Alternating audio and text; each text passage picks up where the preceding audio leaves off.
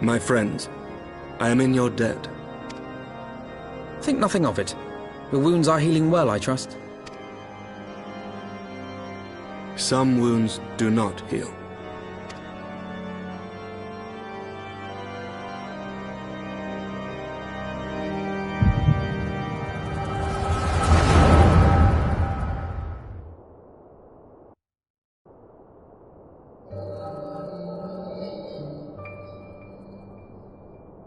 The Founding. The Scriptures, 1,000 years of lies, all to deceive the common man. Nay, our own brothers and sisters. For the blood of the Knights 12 flows within all our veins. You knew this to be true. You knew, and you concealed it.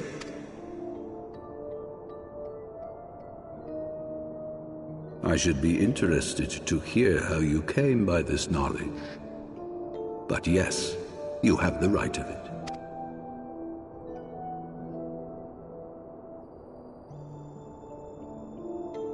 The architects of Ishgard, King Thordan and his Knights 12, entrapped and butchered the great worm, Ratatoskr, that they might partake of her eyes and thereby transcend their mortal limits. Upon learning of their treachery, Nidhogg was consumed with a murderous and justified rage. I dare say you know what followed. The great worm slew the king and half of his knights. Aye, but Nidhogg was subdued, and his eyes plucked from their sockets by the knights that remained. Their one mistake was to show mercy, for from his brother Hreysvelgr did Nidhogg receive a new eye, thus rejuvenating his form and empowering him to embark upon an eternal quest for vengeance. Whilst Thordan's son Haldreth took one of Nidhogg's eyes and learned to wield its power in defense of his people. Thus was the first Azure Dragoon born, and ever since that time, his honored successors have risen to drive Nidhogg from our lands whenever the worm has returned to plague us.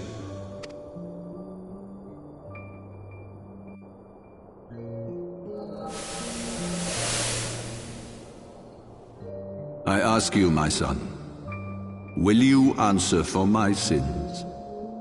Will your son and his son answer for me as well? What do you mean? If a man cannot atone for his sins in the course of his all too fleeting life, must his progeny then be held to account? Must every subsequent generation be judged as well? Thordan's betrayal of Ratatoskr was an unconscionable, unforgivable sin. Should we then, as his descendants, meekly surrender ourselves to an eternity of punishment? Nay, say I. I would not see our children sacrificed in a vain attempt to appease an implacable foe. Dragons are not like us, my son. To they who live forever, the wrongs of antiquity are as those of yesterday. No reparations shall ever suffice. This fact alone should serve as ample justification for our actions. Yet some refuse to see it as such. For men like you, who yearn to commit themselves to a nobler cause, a more compelling narrative is required. This is your solution. This is how you protect our people. You have given us a lost cause, a death sentence. With your compelling narrative, you but doom our countrymen to give their lives for a lie. And they do so gladly.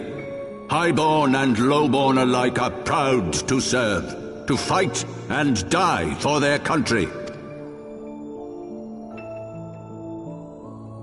And what would you say to them? What would you tell the wives who have lost their husbands? The mothers who have lost their sons? That their loved ones died for naught? Over the course of 1,000 years, countless men have donned these robes, and every one of them came to accept the necessity of this solution. Once, I hoped you might come to accept it as well.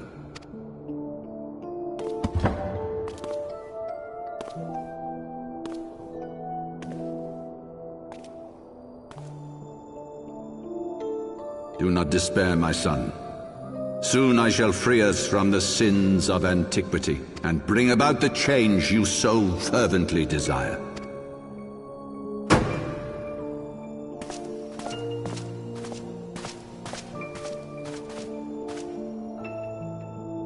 If he has spoken with others, I would have their names. Escort him to a cell and question him thoroughly. Your Eminence.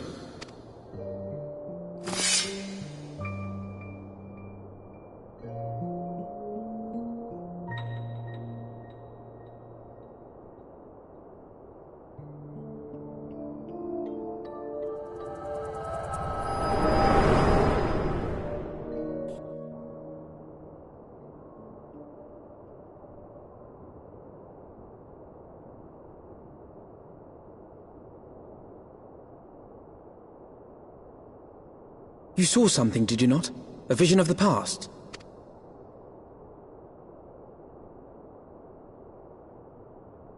So this is the power of the Echo.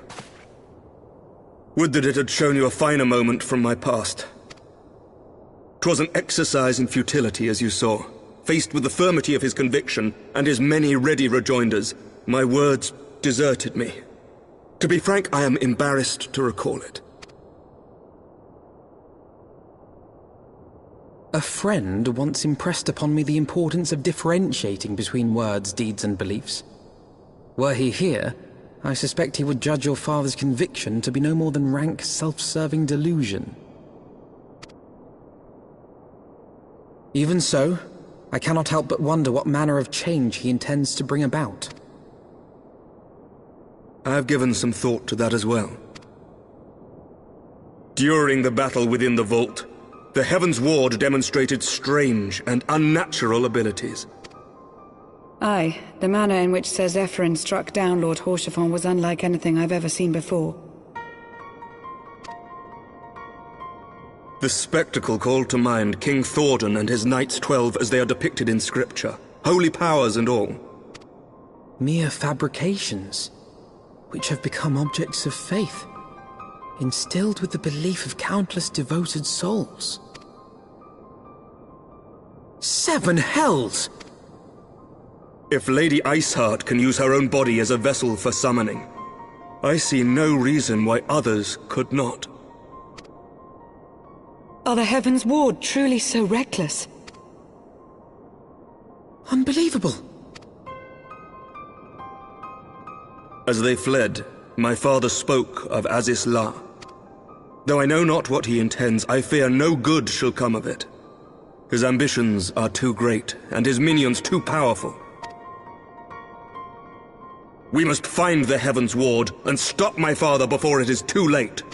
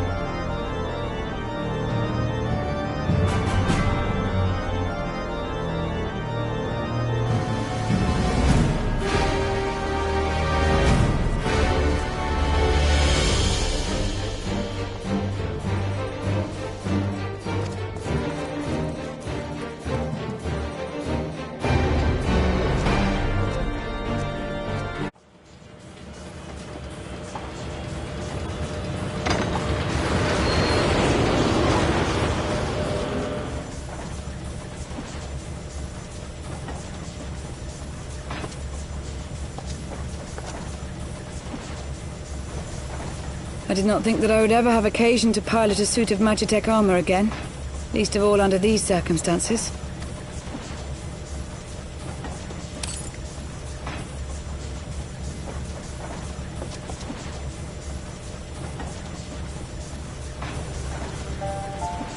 My full name is Lucia Go Junius, and I was born a citizen of Garlemald.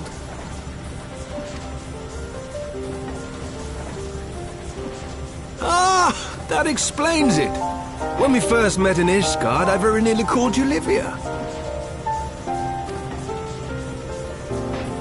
Livia? Livia Sas-Junius? The tribunus who served under Gaius van Baelsar?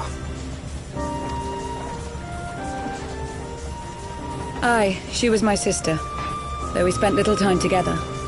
After our parents were killed in an uprising, we were sent to live in different households, setting us on separate paths. Livia felt at home on the battlefield and chose to become a soldier, while I underwent training to become a spy. Then, Ishgard was... my mission. It was believed that Allagan relics of great worth were stored in the vault, and I was sent to investigate.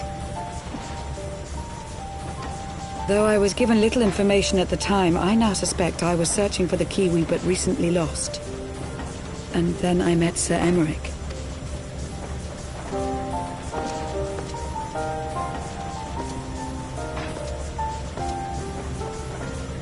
'Twas his usefulness to my mission which prompted me to approach him, but I soon found myself drawn to him for other reasons. He too was a prisoner of his past, judged for his heritage as a bastard son of the Archbishop. Yet unlike my sister and I, he did not curse his fate. He simply rose above it. In time, I came to realize that I had found a man worth following, and a new home besides. And when I subsequently confessed all to Sir Emmerich, he was good enough to accept me into his service. I do not question your loyalty to Sir Emmerich. It is your loyalty to your sister which concerns me. I have long been of the opinion that those who dwell in the past risk losing sight of their future. My sister fought for her convictions and for those she held dear. So do I. So must we all. Well, I, for one, am happy to welcome a fellow Garlean to our merry band. Especially one who can make Magitech armor sing.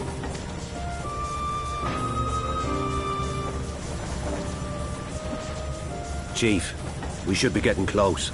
Once we break through those clouds, we'll be right where the light was pointing. Right where Azizlar should be. Hold on, everyone!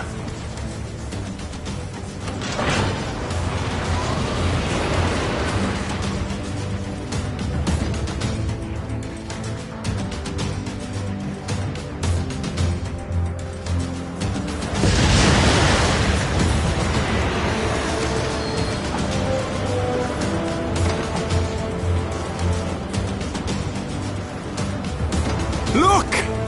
I think that's it!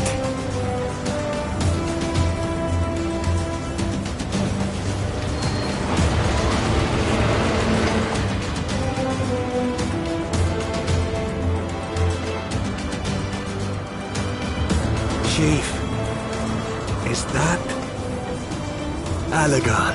Aye. There's no mistaking their handiwork.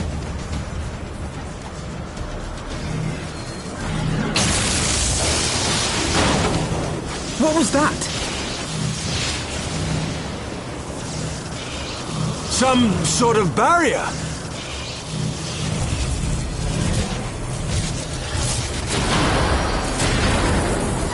She won't hold, Chief! She's breaking up! I've lost the auxiliary propeller! Sid, it's no use! We must return to Ishgard and find another way! God damn it all! Why do the Allagans always have to make everything so bloody complicated?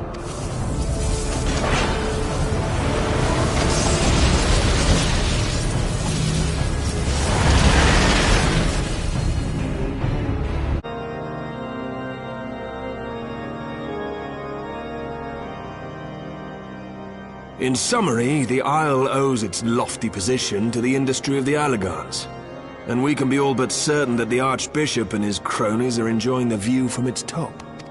I see. If we are to join them, we will first need to pass through the Isle's etheric barrier, which is, alas, more powerful than most. Powerful enough to make a mess of a perfectly good airship at any rate. As far as I can gather, the barrier mechanism draws ether from the surrounding environment and polarizes its elemental aspect to produce what is, in effect, a wall of lightning. It seems plain that without the Vanu's key, any attempt to reach the Isle will end in failure. Alas, the key was careless enough to leave without us, and I don't think the Vanu keep a spare. Master Garland, based on your experience, is there no other way that we might breach the barrier? Well, in the past, we've beaten similar barriers by nullifying them with elemental converters. But the one we're up against this time dwarfs aught we've encountered before. The Enterprise simply isn't large enough to bear the requisite amount of crystals. I'm reminded of the quantity needed to nullify Leviathan's command of the sea. A veritable mountain of crystals that could only be borne by lashing two galleons together to form a twin vessel, scarcely able to propel itself, much less fly. That said, we're not without options. If it isn't feasible to nullify the barrier, we might try piercing it. How? We create a ram of condensed ether and mount it on my ship. There's just one problem. I don't have the faintest idea how to build one. It's going to take a true authority in the field, I reckon. Would that the Archons were still with us. But yesterday evening, I chanced to find Mistress Tataru in unusually high spirits. Assuming I understood her excited ramblings correctly, she has acquired a clue, pointing to the whereabouts of one such individual. An Archon? Truly? Ha! Fortune favors the righteous, eh? Well then, let's not waste any time. While you go and look for our missing friend, I'll work on modifying the Enterprise. Her hull will need reinforcing to bear the punishment, not to mention a mount for the ram. Just you wait, my pretty. By the time I'm finished, you'll be an airship reborn.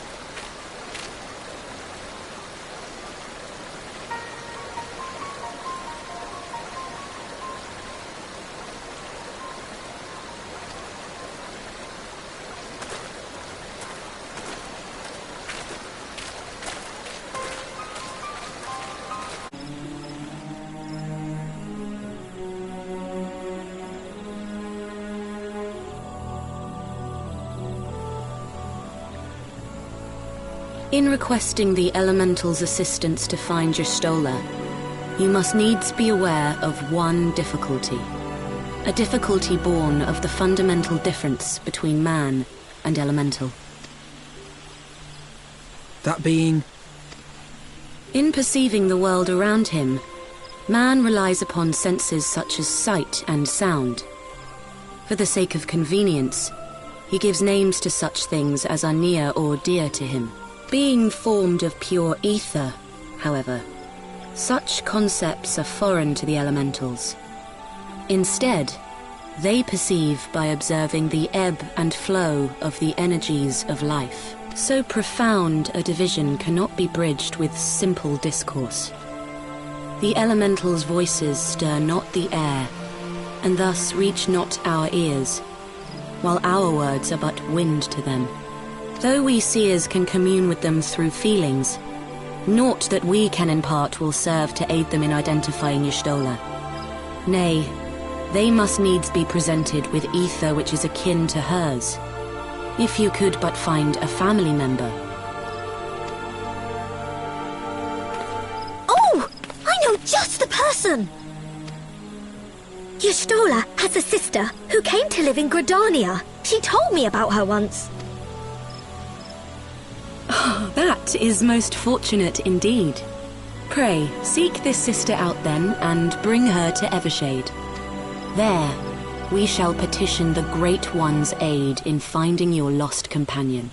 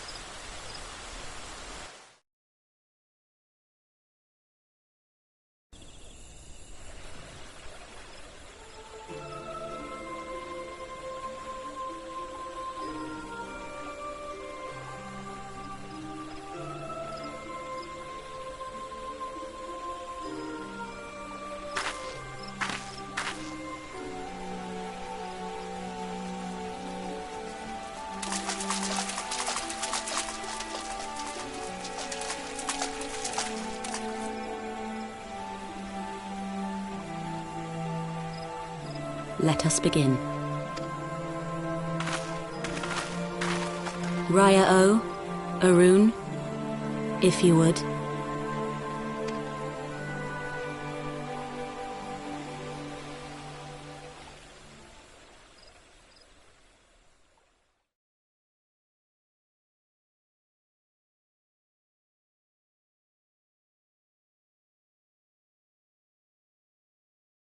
Hearken to me, O great ones.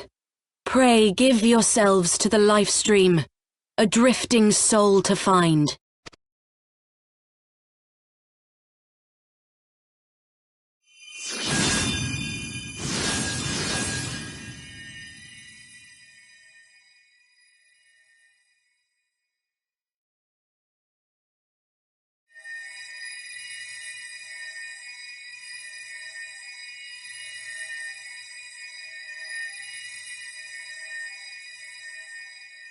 Please, Y'shtola.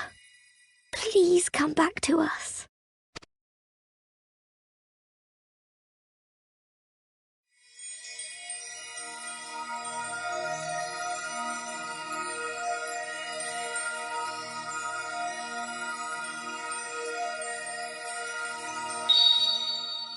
There. Now!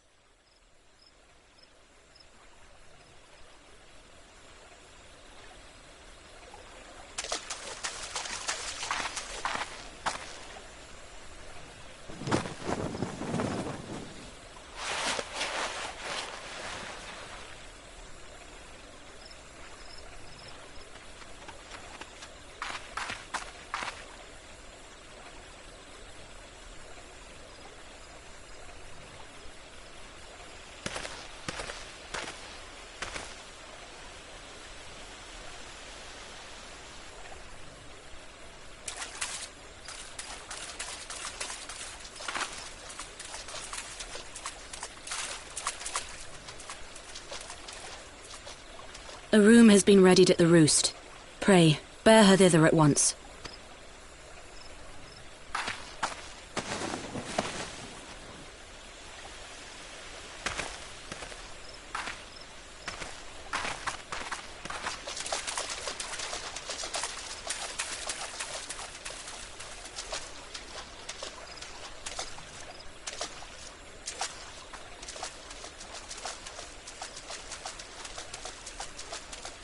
All that remains is to pray, my friends.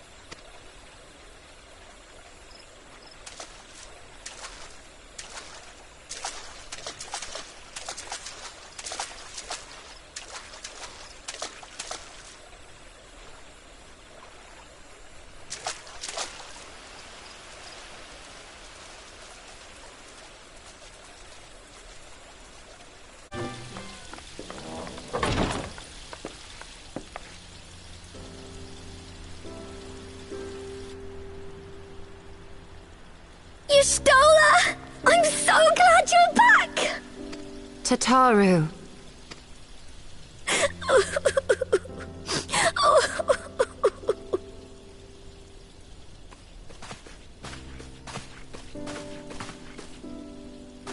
You are safe. Thank the 12.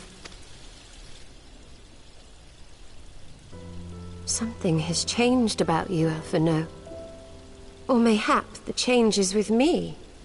I seem to sense the ether around me more keenly than before. I am pleased to see you well again. Do you feel strong enough to talk? Worry not. I am well enough.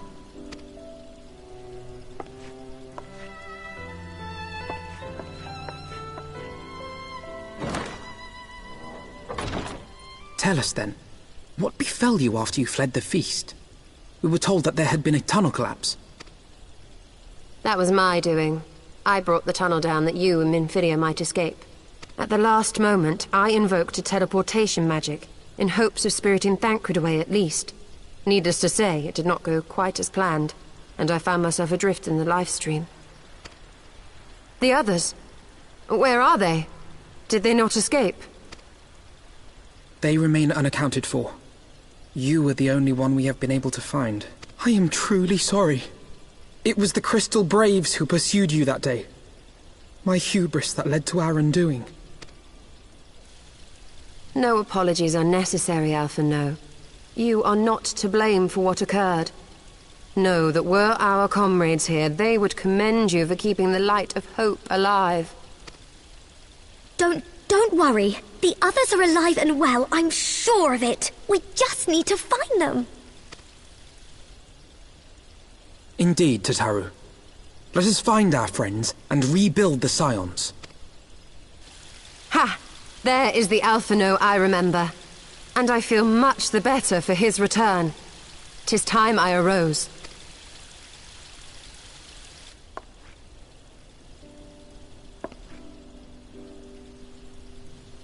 That reminds me! I have a change of clothes for you!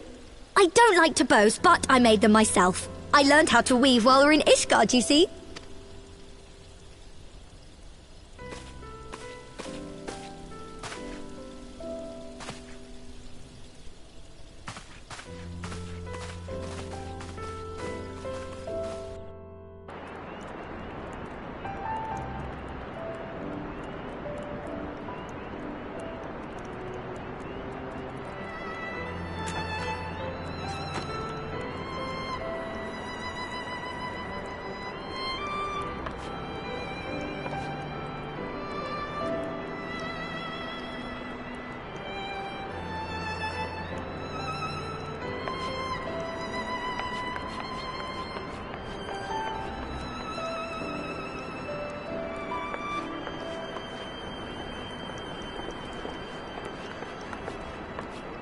Tataru has apprised me of all that took place in the aftermath of the assassination plot.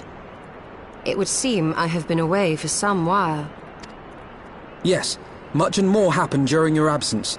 At present, we seek to follow the Archbishop to Azisla. And you want for some manner of etheric ram to pierce the floating isle's protective barrier? We do. Might you be able to furnish us with one?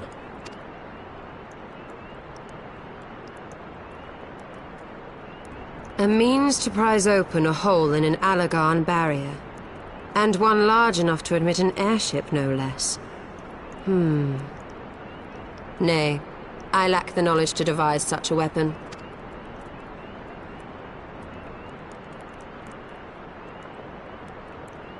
But I know of one who could.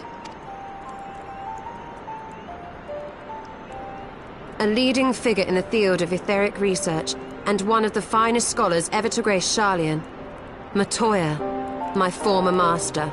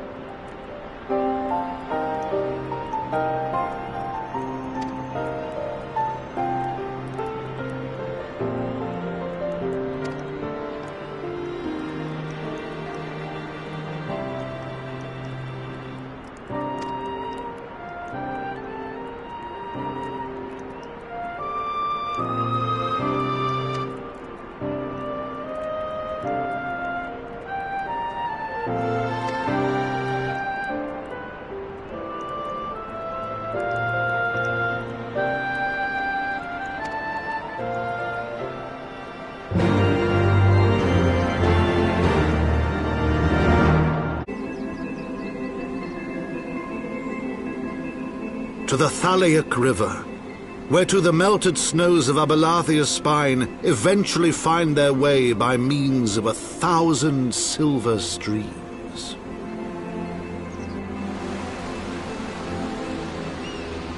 Whose waters have long nourished the Dravanian hinterlands, and so provided for a settlement of learned souls from across the northern seas. To the city of Sharlayan, that great seat of knowledge now abandoned by her keepers, they came.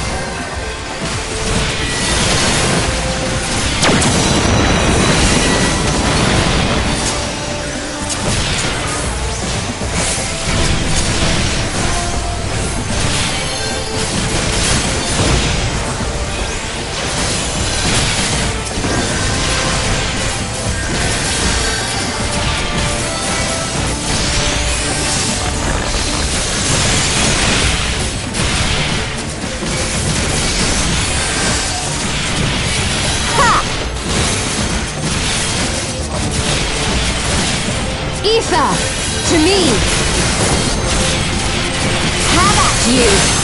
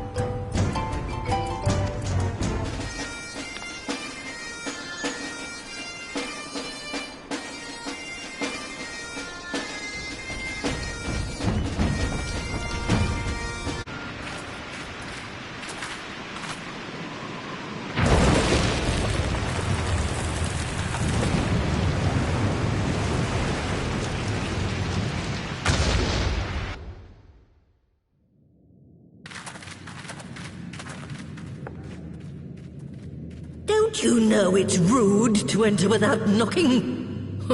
The youth of today. No manners at all.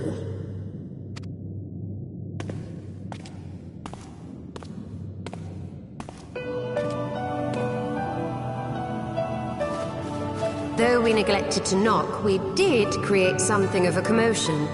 I had hoped that would suffice. Heavy-handed as ever, I see. And still not a hint of grace. Some things never change. To give credit where credit is due, I learned from the best. It has been too long, Master Matoya.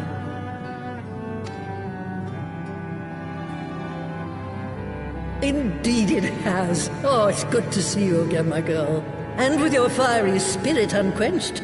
But look at you, all grown up and womanly. The one there in the fancy duds, that's Louis-Soir's granddaughter, I take it?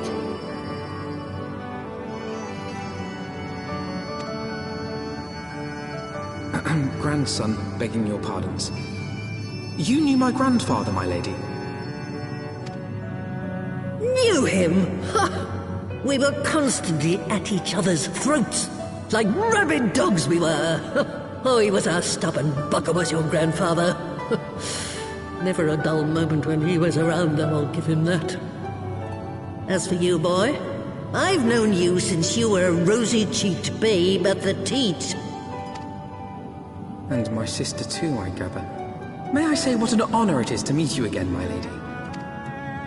Spare me the hollow pleasantries, boy.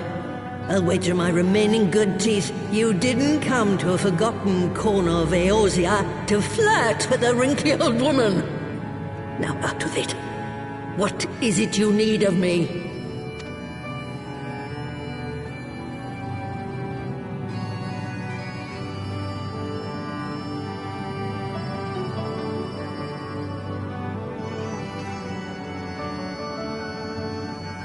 Azizla. I never thought I'd hear that name again. You are familiar with it? As familiar as one can get from poring over musty old tomes. The Allagans set the Isle afloat not long before the sun set on their empire. Old Louis-Soir and I often talked about it. The place is home to a research facility dedicated to finding ways of mastering mighty beings, such as primals and dragons, and find ways it did too, frightening ones.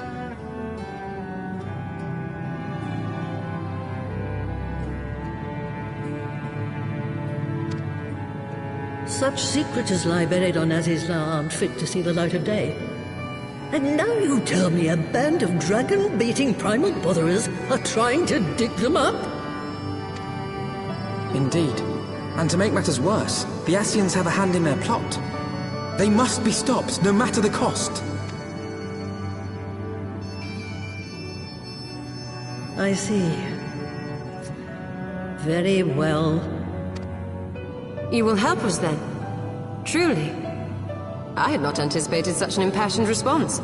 Could it be that the presence of young blood has stirred your own? Ah, some things never change. One day that pertness is going to cost you your tail, my girl. Don't say I didn't warn you.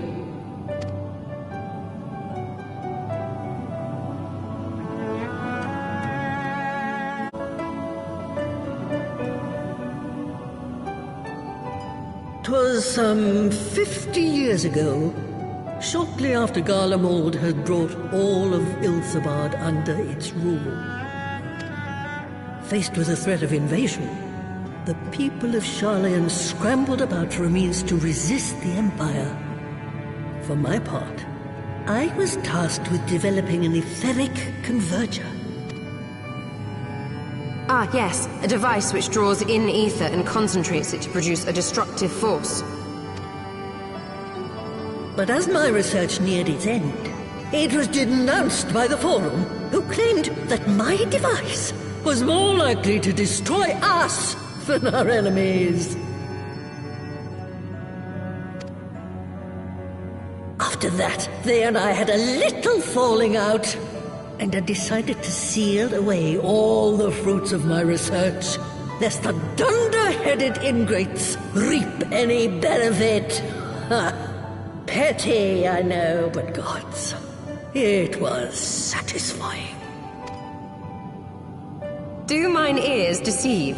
'Twas you, was it not, who was so fond of saying that all knowledge exists to advance mankind, that how it is used depends on us? I don't remember. Perhaps. All right, yes. It was a pet phrase of mine. And that should give you a notion of how sick and tired I was of those spineless wretches of the Forum. All talk and no trousers, that lot. That's why I decided to remain behind, rather than join the Exodus.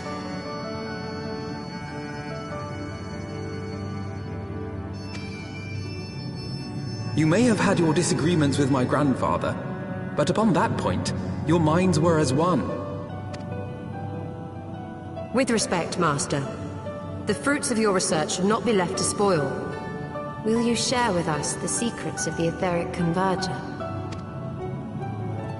Aye, I will. All the information you need is contained in a tome I wrote on the subject. But you'll have to fetch it from the forbidden section of the Great Library. Ah, you were not exaggerating when you said that you had sealed it away.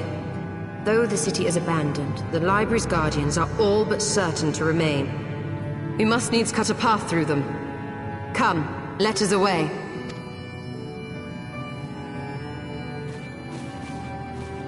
Not so fast, you lot. Stola and the boy are staying with me.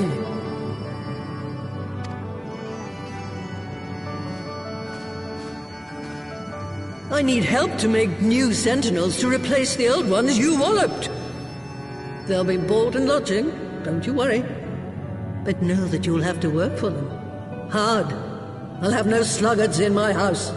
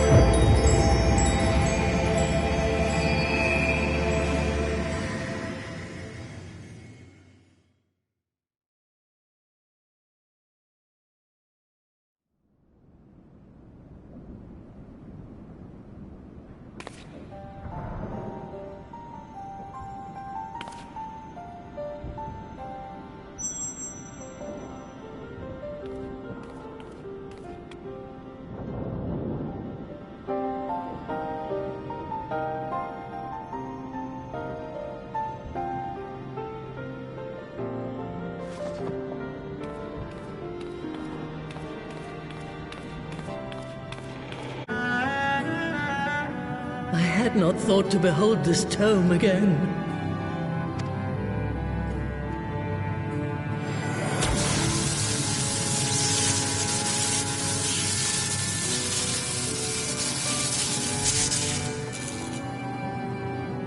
There. It is deciphered. Now your friend should be able to make sense of the contents. That said, it's one thing to understand the workings of the etheric converger, and another to actually make it work. You do realize how much ether is required. Sid is keenly aware of the energy dilemma. His airship is by no means large, and it can only bear a limited quantity of crystals. If only we had white aurosite in the etheric siphon. Alas, Minfilia is missing along with both artifacts, and Moonbreeder is gone. Would that there were another ready wellspring of energy for us to draw upon. Why did it not occur to us before? We already have what we need! The Eye! It has been drawing ether into itself for as long as the Great Worms have lived! It is a veritable wellspring of energy! It might just suit our needs. But is this energy something that can be harnessed at will? I believe so, with the aid of the Azure Dragoon of Ishgard. Then it is settled. Let us return to the Holy See at once.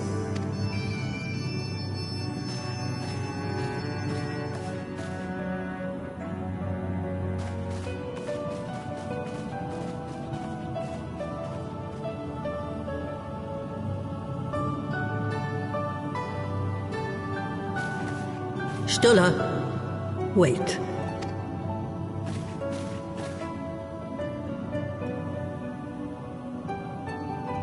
When did the light fade from your eyes?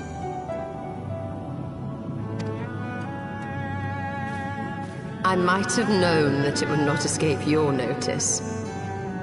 It has been this way since I returned from the life stream. An after effect of the teleportation magic I invoked, most like. They are called forbidden spells for a reason. What were you thinking, girl? I have no regrets. I but did what was necessary to preserve the light of hope, to keep my promise to Minfilia. Besides, it afforded me the rare opportunity to wander the ether, a once-in-a-lifetime experience. I need not tell you that it consumes your very life force to see by sensing the ether around you. Take care of yourself. Do you hear me? I will, Master Matoya. And thank you.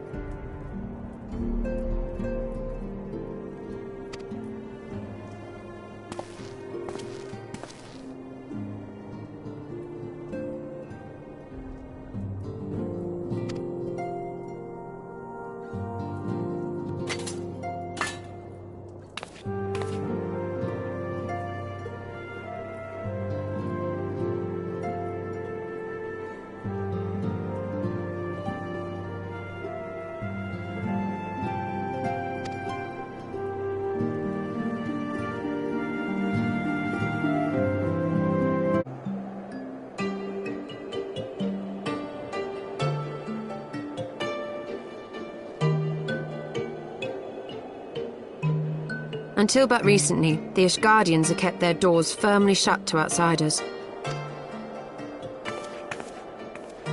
But thanks to you, we have found in them stout allies with whom we may fight to secure the future of the realm. Truly, you are the beacon of hope towards which all men are drawn. Spare us the hyperbole. 'Tis not for praise that we fight.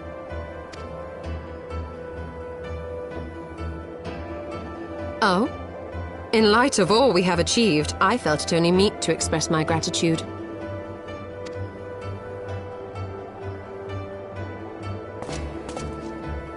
All that we have achieved.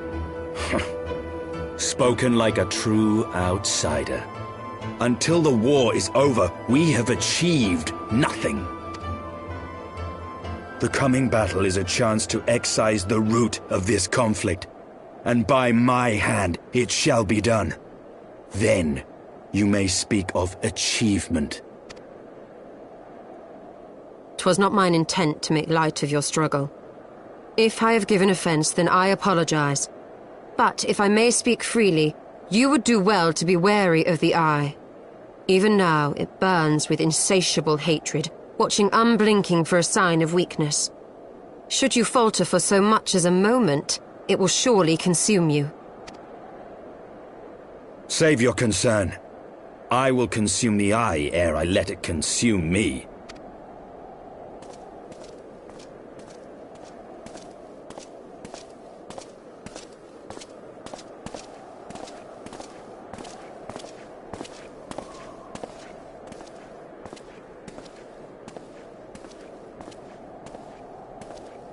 "12 be praised, thou hast not yet set forth.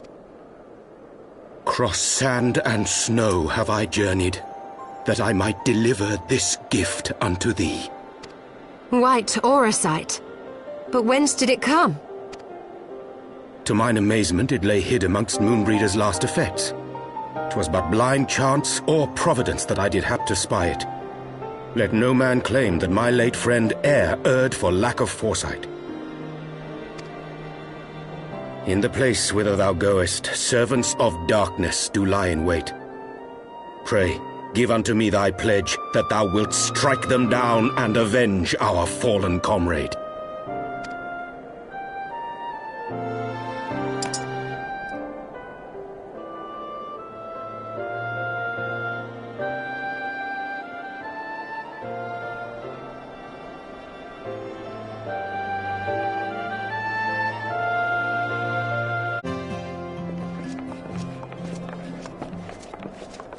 Ah, excellent timing. We've just finished our work on the Enterprise. She's so much improved, I've decided to give her a new name to suit. The Enterprise Excelsior. Or simply the Excelsior if pressed for time. Once again, she'll carry Eorzea's protectors into battle. All aboard! I can do no more than see you off with prayers for your safety and success. Yet know that wheresoever you may go, my son's spirit goes with you. May the Fury grant you strength.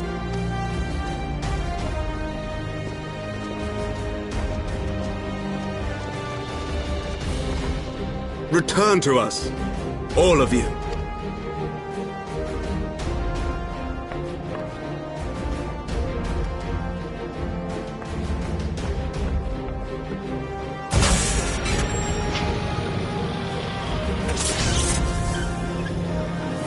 Enterprise Excelsior.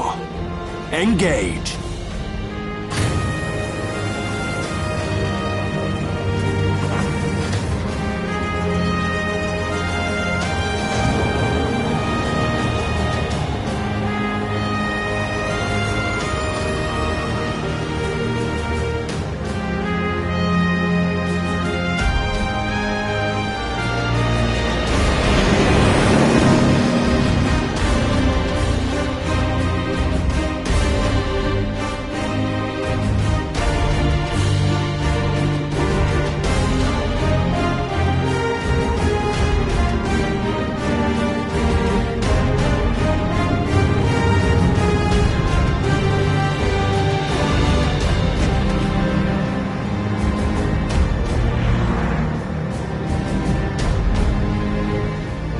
is it! Get ready!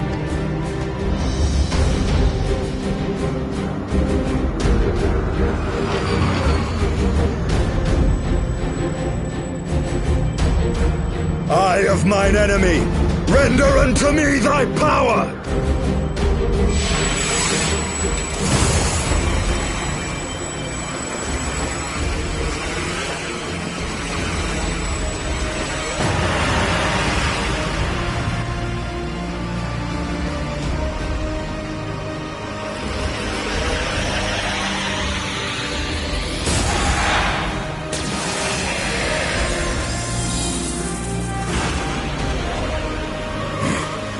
No, you will not claim me. I am the master.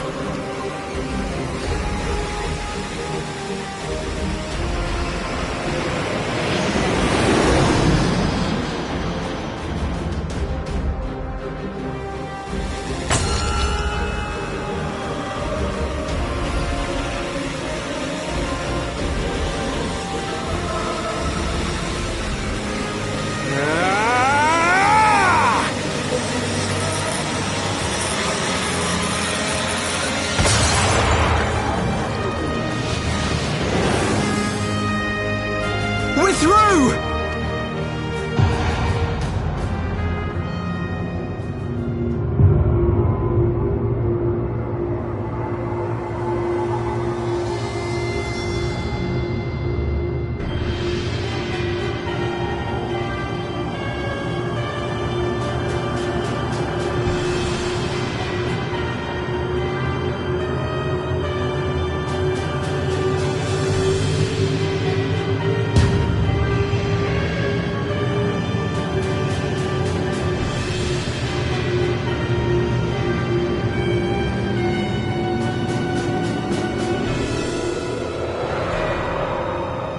Chief, we've got an Imperial battleship on our tail, and it's bleeding massive.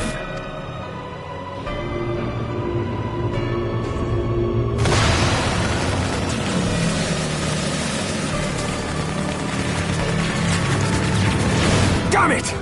The bastards were waiting for us to open the door for them.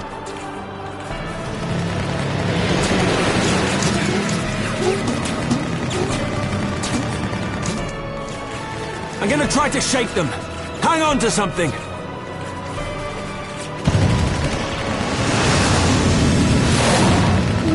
We're all going to die!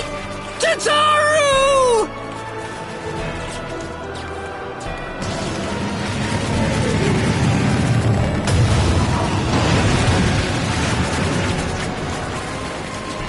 She won't take much more of this!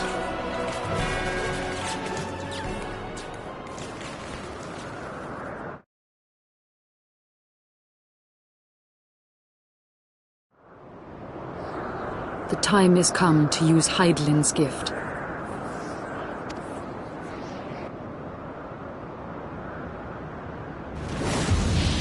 Much blood has been spilled in my name. And for what? For a false cause that I created for want of the warmth of companionship.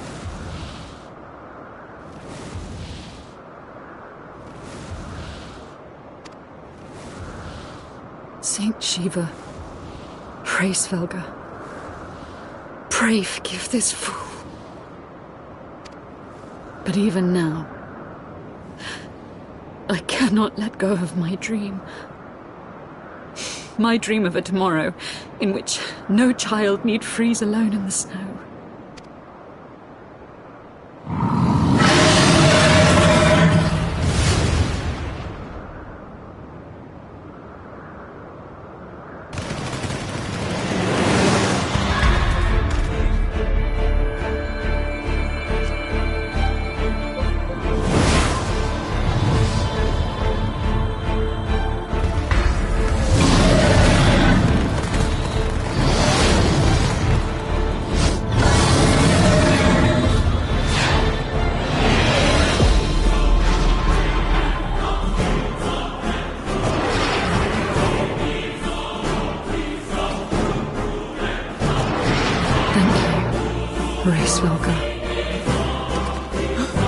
Is that Azelle? What does she mean to do? goddess, born of mine own hopes and dreams, for the last time, I beseech you, fill this vessel with your light, still the hatred within our hearts, and bless us with eternal grace!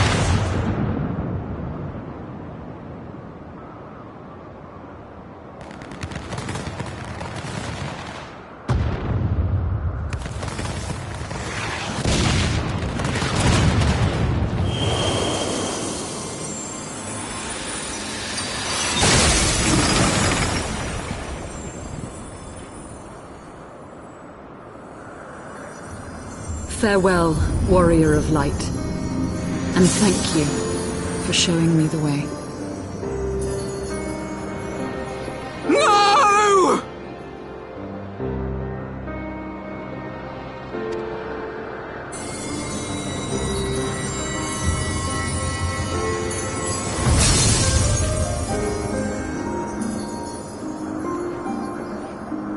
This ether, it was a crystal of light.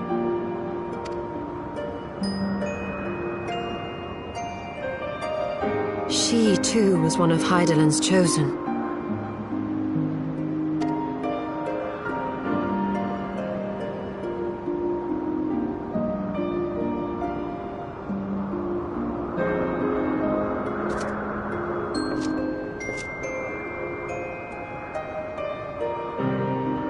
Fare you well.